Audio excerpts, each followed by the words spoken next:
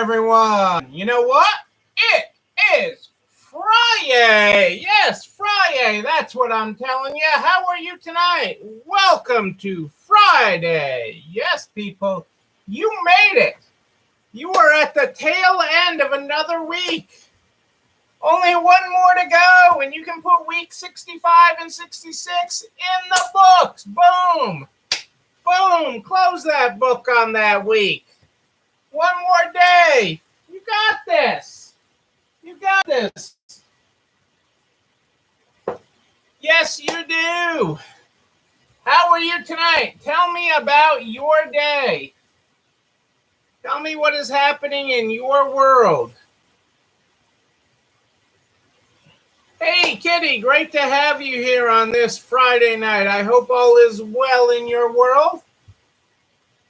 Tell me what you are grateful for this Friday night. Nice day outside here in New England. Not too hot, not too cold. I guess we got some rain coming through tonight. But you probably could have predicted that. But tell me about your world and what's happening. As we kick Friday night into high gear Friday night. That is what we are doing on this exciting week. At the end of week 65, 66, but you are knocking it out of the park. Lots and lots of incoming. Yeah, I was looking at our weekly numbers. Our incoming is up, which is good. We had the highest amount to process since January. Our highest amount of inventory to process since January, and we're processing it 4 days faster than we were in January. But we'll cover that on another day. But then we were processing it in January of this year, but we're also way ahead of 2019.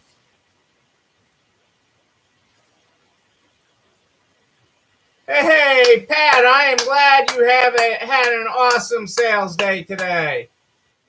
All right. Take that to the bank. Take that to the bank, a great sales day. Hey, Lindsay's with us. Great to have you here, Lindsay. I hope all is well in Kentucky. I am thrilled to hear that, Pat. I am. And I hope all is well with your peanut gallery. I know a good sales day makes your peanut gallery feel better. Makes him have a great day. Great day.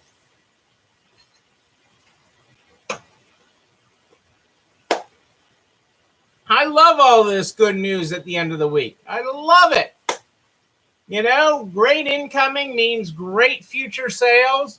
Great sales begets more great sales. This is all good stuff. This is all very, very good stuff. And I am thrilled to hear it. I'm thrilled to be a part of it. Because when you share your success, you inspire others. You inspire others with your success. We're broadcasting tonight on both Facebook and YouTube. So if you have any problems at all with Facebook, you can hop right on over to YouTube because Sandra's got the link right there for you in the comments. Oh, I'm thrilled to hear Dick's doing great. That's great, Pat. I am thrilled to hear that. That is absolutely wonderful to hear. And that makes me feel good. Speaking of good, let's start with our Good Morning, Good Night book. Our Good Morning, Good Night book is where we start. Let's start tonight on page 196. 196 tonight. Good morning. You are perfectly cast in your life. I can't imagine anyone but you in the role. Go play. That's your good morning tonight. That is your good morning tonight. Let's get started here tonight. Because I got sort of a deep topic tonight. I'm going to try to make it not deep. This is a great quote from Simon. You know, you talk about, well, I'm going to read the quote first and then I'll talk about it. The best place to invent the future is away from our desks. The best place to invent the future is away from our desks. And, what I take from that quote, the best place to invent the future is away from our desk, is you need to be working on your business, not in your business. Working on your business, not in your business. And, we've had to do a lot of work throughout this pandemic in our businesses. Even my peanut gallery tonight was asking, I did that well today, didn't I? I mean, that business thing, I've been so doing in the business that I haven't had time to think. And so I just want to make sure that was really good. Tell me that was really good. And it was. But, the best place to invent the future is away from your desk. And that is not work. That is working on your business, not in your business. It is Friday night trivia tonight. And I've got two pieces of trivia. Well, I got one piece of news. Okay, one piece of news, and then I'll do trivia because I'm not going to make this trivia. This is just too cool. In 136 years ago, this arrived in New York Harbor. Okay, in 212 boxes. Any ideas what 136 years ago? Yes, I am making this trivia. Sorry, I guess I am making this trivia. 136 years ago, in 212 boxes, this arrived in New York Harbor. I would say they were probably 212 crates. But this arrived in New York Harbor 136 years ago. Think about that for a second. Because that is deep. And now, well, I guess it wasn't that deep. Kitty got it on the first try. Yes, the Statue of Liberty arrived in New York Harbor 136 years ago in 212 boxes. The eyes and nose filled one crate, the forehead another, an ear and part of the crown another. Many parts across 212 crates below deck on a ship 136 years ago arrived in New York Harbor. And then since then, New York and New Jersey have been fighting of whether she's in New York or New Jersey. I say she's in Liberty Harbor. That's where she is right now. She stands tall for liberty, not for New York, not for New Jersey, but for all. For all she stands. And it's not the property of one state or one city or anything. She is the beacon of freedom around the world. That is who Lady Liberty is. All right, our normal Friday night trivia. Which of these is not true? Which of these four is not true? Sadly, the other three are completely true.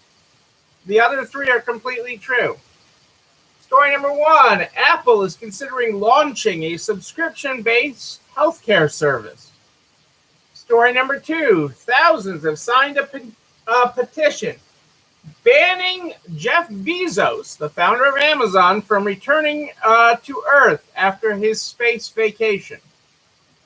Story number three, White Castle and Puma are collaborating on a shoe for the burger chain's 100th birthday.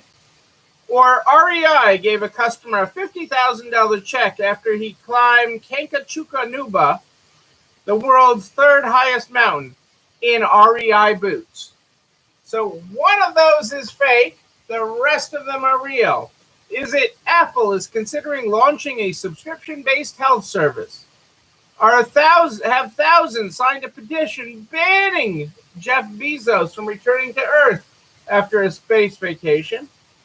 Has White Castle and Puma collabed on a new shoe for the burger chain's 100th birthday? Or did REI give a customer a check for $50,000 after he climbed Kankachukka-Nuba? I'm totally botching that name. The world's third highest mountain in REI boots. Give that some thought. It is here, people. The SBA, your SBA, the Small Business Administration, has opened the targeted idle advance. The targeted idle advance for anyone who has not received it. Okay, anyone that is in a low-income area as defined by Congress and the SBA mapping tool, which I am posting that mapping tool in the NARTS private Facebook group later tonight. It will be up there for you if you have not looked up your address in the mapping tool.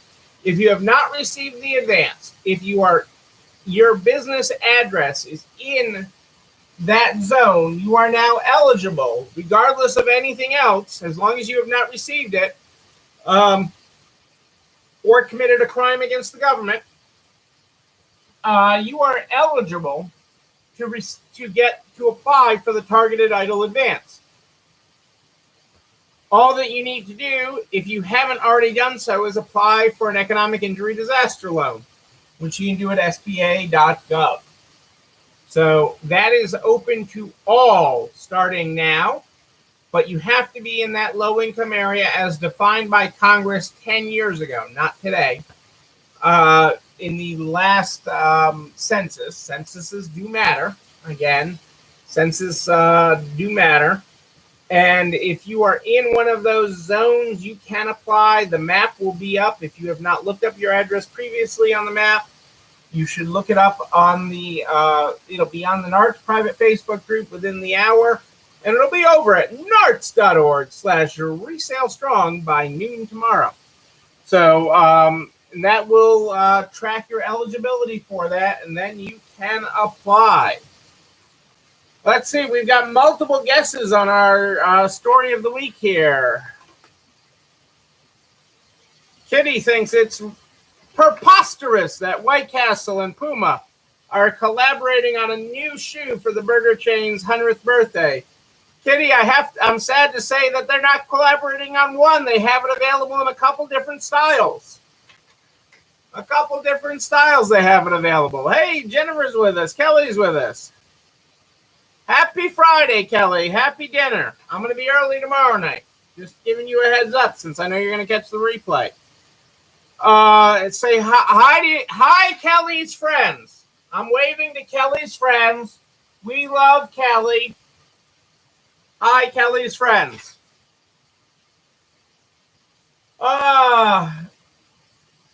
And hang on, what did somebody else guess? Lindsay guessed that she's not going to get 50 grand for climbing the third highest mountain in the world in REI boots. Lindsay, you are correct. You are this week's winner. You guessed correctly. The REI story about getting a check for $50,000 after the climber climbed the mountain in REI boots was fake. But that means that Apple is getting into the healthcare service arena with a subscription-based service. They've been testing it on employees for a while. The launch date is not set yet, but that is where they've said they're going. And Tim Cook even said that healthcare is where they can have the biggest impact in the future. That also means that thousands have signed a petition banning Jeff Bezos from Earth after his space vacation. And White Castle and Puma are designing shoes for the burger chain's 100th birthday. Hey, Adele and Dazzle are here. Dazzle, it's treat time. All righty. You're a winner here, Lindsay. That's what we're talking about. That is what we're talking about.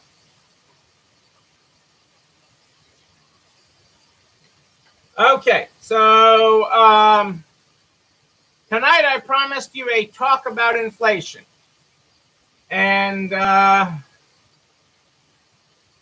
hey, Ellen, how are you? I hope you had a very successful date night. I loved that news piece on you. A lot of airtime there. That was great. Over 5 minutes of airtime. I watched every minute of it. Every second I watched the entire thing from beginning to end. You looked fab. You sounded fab. You commanded attention, and that's going to get people shopping at the beach. And I hope all is well with you and Mike. Now that you're done with your date night with Louie, you can go on a date night with Mike. You guys are awesome. Absolutely amazing. So tonight I said, we've talked about so much that affects inventory tonight and the inventory in your stores. Hey, Michelle, welcome. I'm thrilled to hear you had a terrific day Friday at your store. That is awesome. I'm glad you had everyone is awesome coming to your store shopping tonight. Everyone is awesome. And so are you. And that's awesome, Michelle. So excited for that. So we have talked so much about inventory this week. We've talked about pricing. We've talked about pricing matrices. We've talked about pricing for online and a global audience. And tonight I promised you we start the talk about inflation. And inflation gets a little weedy. I admit it gets a little into the weeds.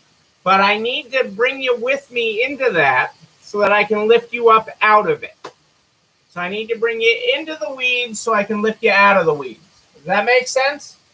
Does it make sense in an only way Neil can make up stuff? Let's go with it. So I have an article here. I'm going to read you about inflation, and then I'm going to talk about inflation where it relates to your business. So work with me here.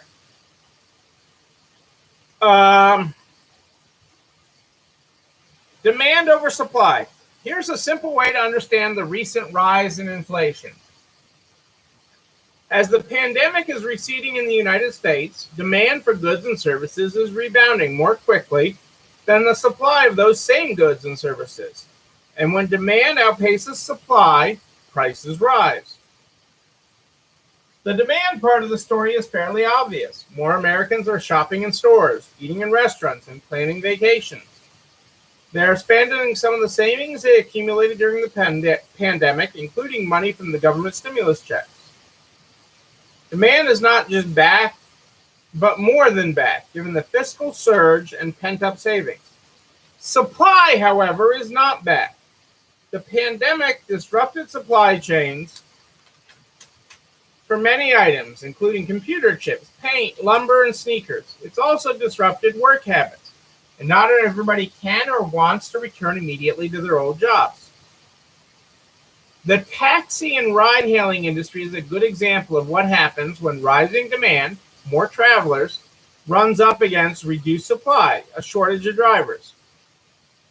One rider recently paid $248 for a trip from Midtown Manhattan to Kennedy Airport, almost as much as his plane ticket to California. Part of that is artificial, so I'm going to add some editorial comment to that one.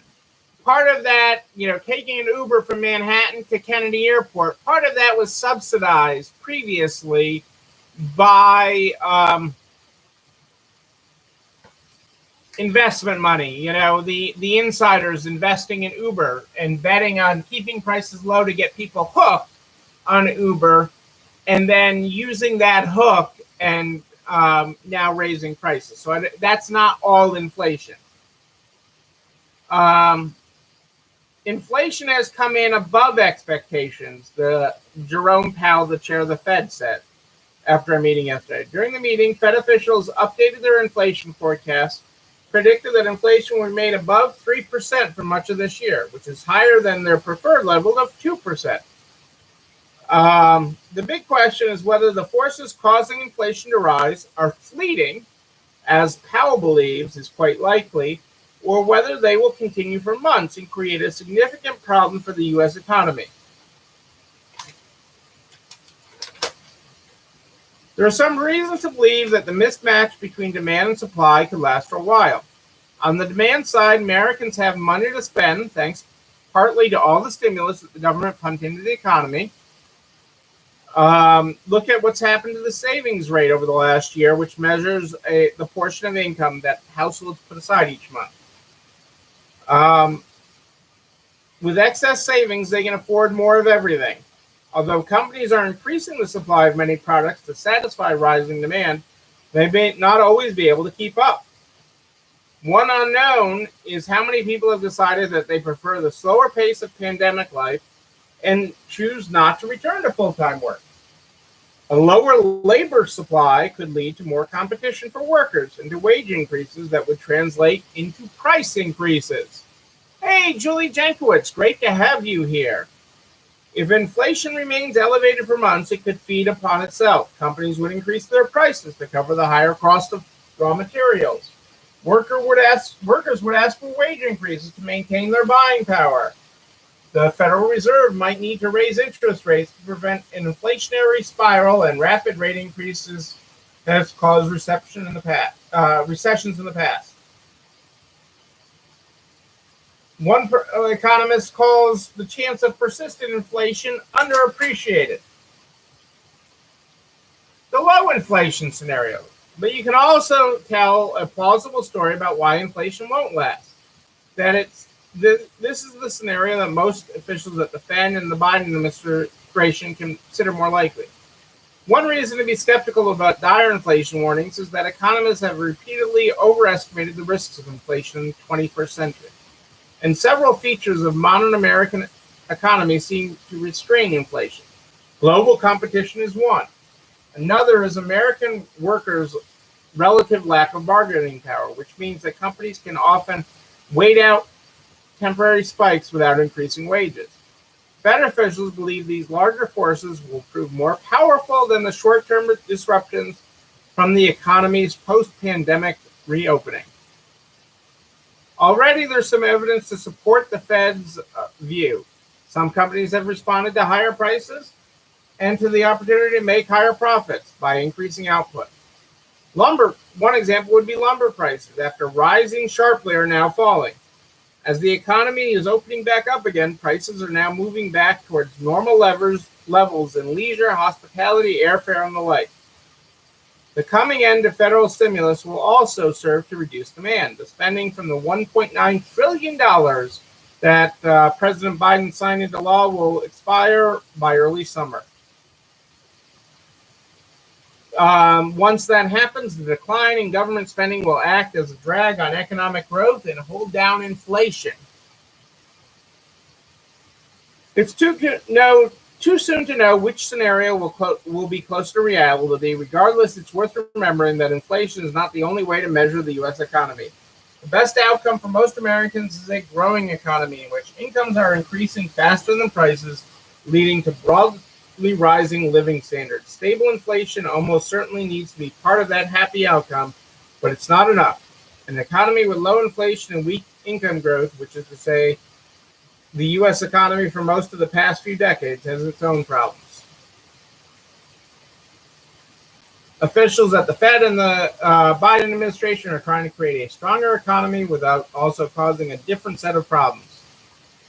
What we don't know yet is whether they'll succeed.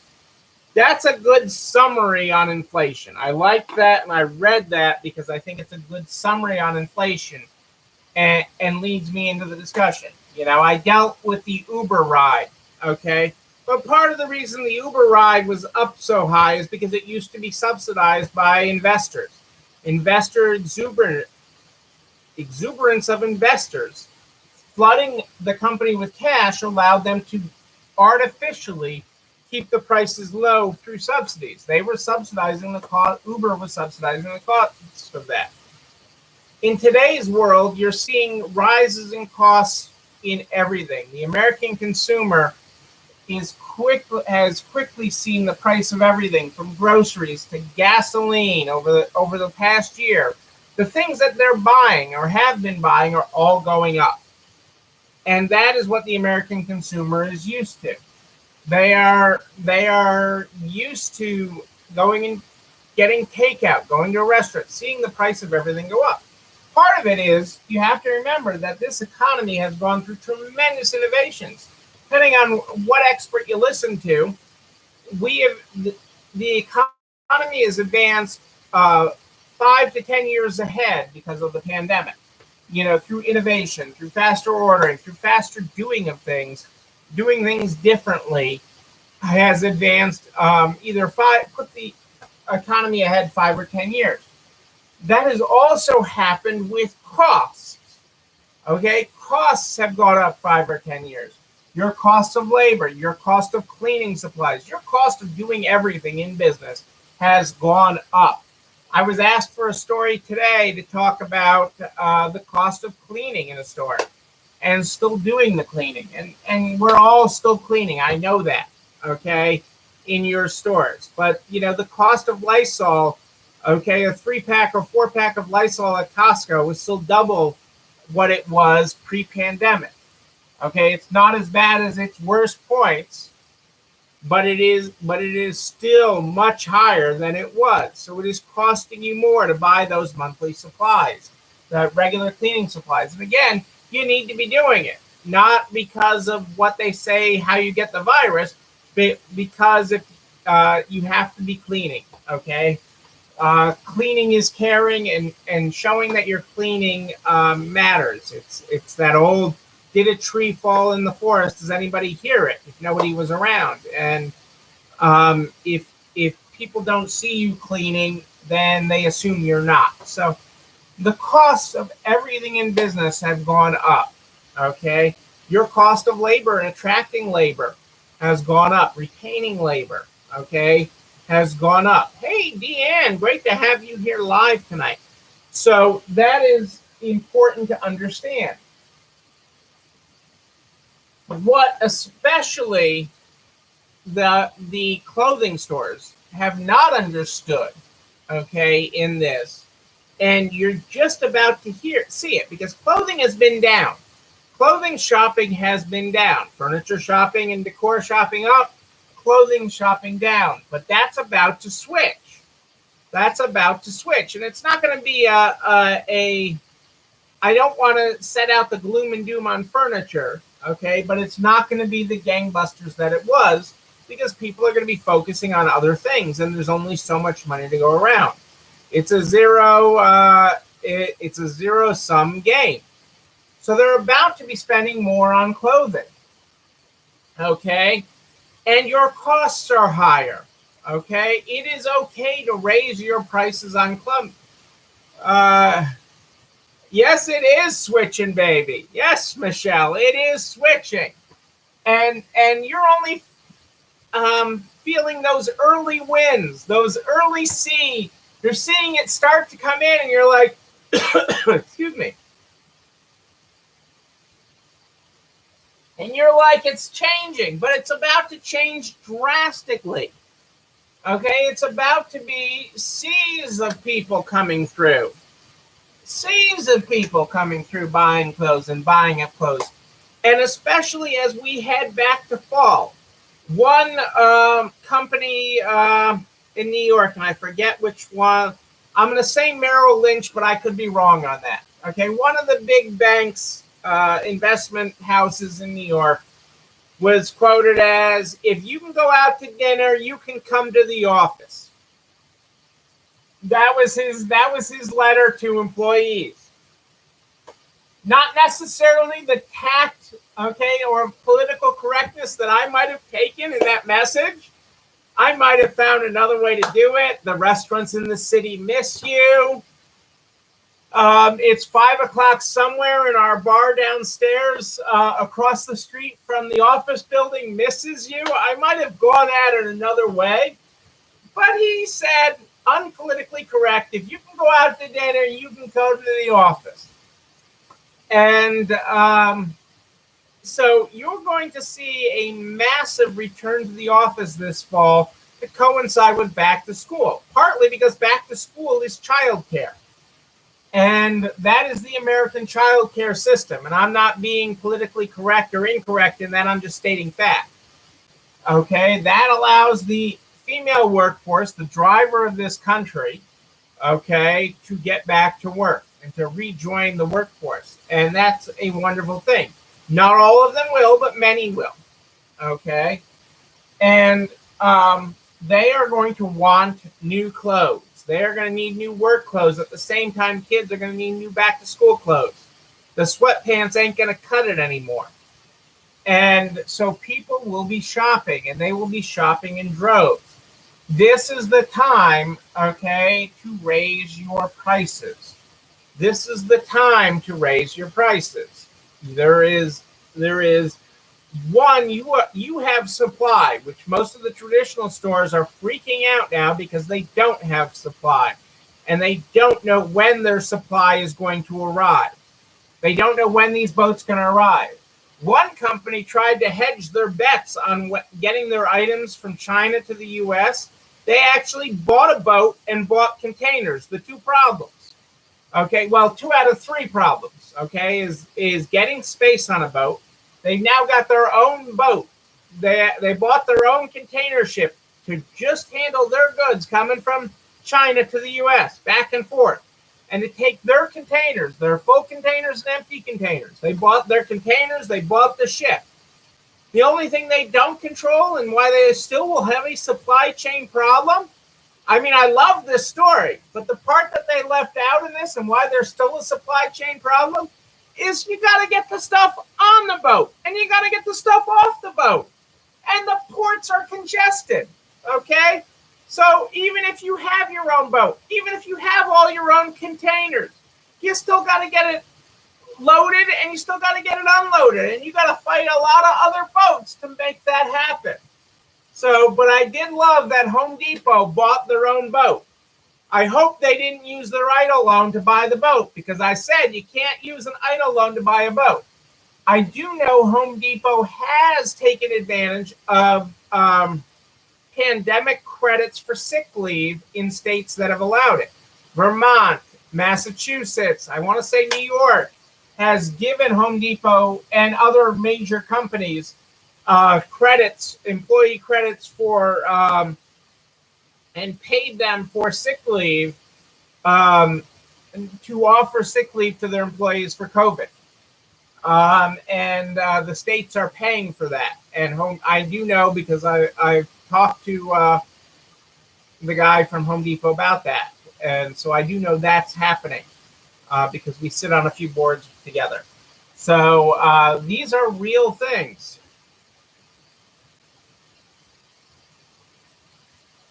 Yes, Lindsay, that's correct. You can walk from California to China on boats, because they are so tightly packed, and there's such a line of them across the sea.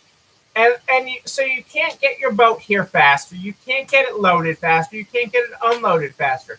So while Home Depot does have some control now, because they now have ship space, which is at a premium, people are paying 4 times as much for that. But you guys, you do not have that supply chain problem. Your supply chain is around the corner. Your supply chain is around the corner. Okay? And now is the time, okay, to be looking at where you can increase prices. In general, in apparel, okay, the apparel market overall can handle a 10% price increase without a problem, without skipping a beat, without me analyzing your numbers, without me looking at anything else in your store. Okay, your store can handle a 10% price increase on apparel without anybody noticing. Okay, there are some areas where you can get higher than that. There's some parts of your market where you can get higher than that, but you can absolutely, because you got to keep in mind, just to get that item here, just shipping is costing them 4 times as much as it did a year ago. 3 to 4 times as much as it did a year ago to get that shirt here. Okay, that container that used to come to the U.S. for $3,000 to $4,000 is now coming for $12,000 to $15,000. Okay, so that is a real increased cost. Okay, beyond all the labor costs of rising wages in a limited market, paying employee bonuses, doing all the other things that you have to do in business. Okay, those are all real costs, and they're getting passed on.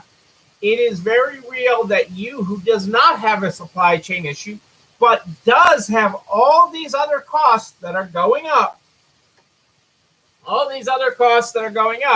you can afford an apparel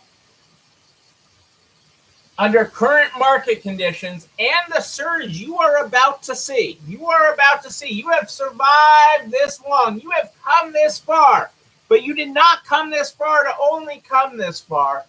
You can raise prices. If you did nothing else but raise your clothing prices 10% across the board, you would be in a better position. So that is inflation in the clothing market. That is what is happening in it.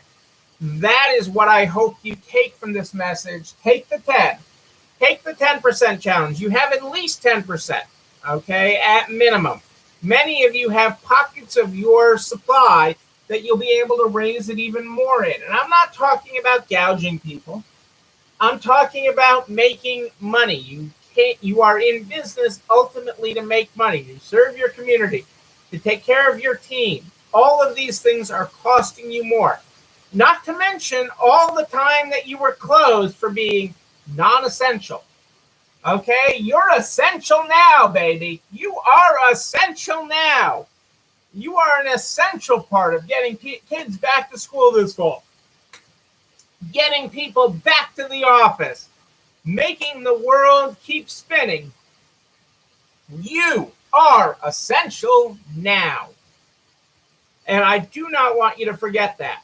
Okay, I do not want you to forget that. I want you to have that and understand where that is coming from. Okay, so that that you make the most of this future, this opportunity that is about to be on top of you. And I want you to do it now before the tide overcomes you. You're like, oh my God, we're so busy. We have so many sales. But yes, you will. And that is coming. But that extra 10% cushion, okay, as the tide is coming over you, as you're having to potentially hire more people, as you invest in additional technology to make you more efficient, okay, that as that tide hits you, okay, and comes at you, I want you to be as successful as possible. And that is why we talk about it. That is why we talk about it. Coming up Sunday, we'll probably get into the customer experience. We'll see what other questions we run into tomorrow on inflation. I'll recap some of this again tomorrow. I will be early tomorrow night, probably in the 5 to 6 range, somewhere in there Eastern time tomorrow night. But I will still be here. You know what else will happen is this video and everything I talk about, goes over to narts.org/resale strong by noon tomorrow. Noon, I tell you, everything's over there. All the files, all the reference points, all the downloads, including a direct link to the YouTube channel. You're not alone running this store, where you can like, comment, subscribe, people, and yes, ring the bell so you know when a new one drops. You can also share narts.org/resale strong with all your friends in business, the butcher, the baker, the candlestick maker. We want to help everyone across the finish line. Yes, we do. I am here every night at More 8 Than Ish, live in the Narts private Facebook group. But if I'm talking to you. If you have a question in between, you just email me, Neil, Neil, at ECIstores.com, Neil at ECIstores.com. We start this program every night. Ooh, hang on a second. I got another piece of trivia. What happened on this day in 1983? In 1983, this happened. You think about that while I read you the Good Morning, Good Night book that we start this book with every night. This is how we start the program every night, with the Good Morning, Good Night book. If you were not here at the top of the program, our good morning tonight is: you are perfectly cast in your life. I can't imagine anyone but you in the role. Go play. Our good night tonight is: good night. You are perfectly cast in your life, and with so little rehearsal, it's a joy to watch. Thank you. The moon in 1983, Lindsay. No, but close. You are close. Yes, what happened on this day in 1983, Michelle? That was my question. And Lindsay said the moon. She was close. On this day in 1983, Sally Ride became the first American woman in space. 1983, Sally Ride, first American woman in space. Boom. There you go, people. There's some knowledge for you. Remember it. It's important, these milestones that people make. These milestones. And Sally Ride made a milestone there. Milestones are important. Record them. Memorize them. Learn from them. Ladies and gentlemen, take that step. Make that milestone. You can do it. Ladies and gentlemen, I am Neil Abramson. I too like a good party, a wedding, a bar mitzvah even. A Jeff Bezos goes to space party. Maybe we'll have one of those. Ladies and gentlemen, is there a song about Sally Ride? Probably. Right, a ride, Sally Ride. Yes, well, that's a song too. But that's a song for another day, Michelle. And I'm not allowed to sing on this show. I don't know when we'll party again, but when we do, I'm going to be there with you.